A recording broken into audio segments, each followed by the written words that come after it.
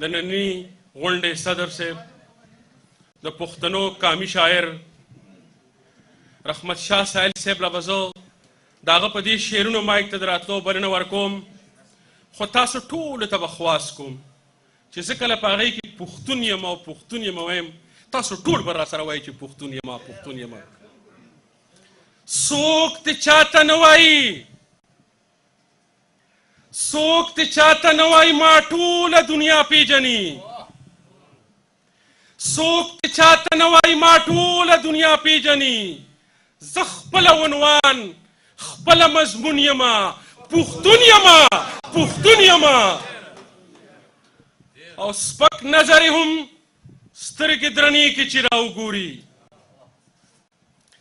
سپک نظر هم سترګې درنې کې چې راوګوري.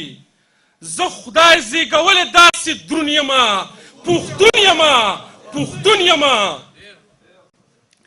مونږ سندرې نه وایو محبوبې د پردو سترګو،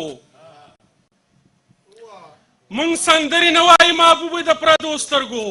زه د پښتنو سترګو مجنون یمه، پښتون یمه پښتون یمه.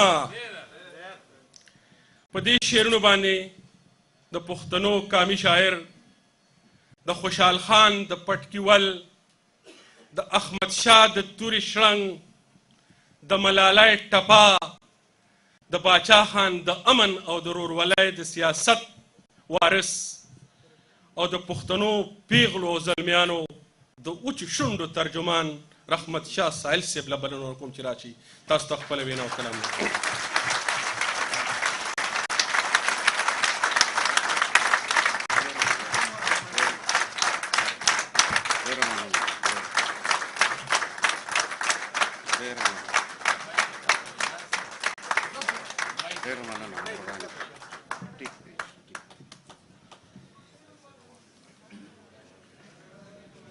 أعوذ بالله من الشيطان الرجيم بسم الله الرحمن الرحيم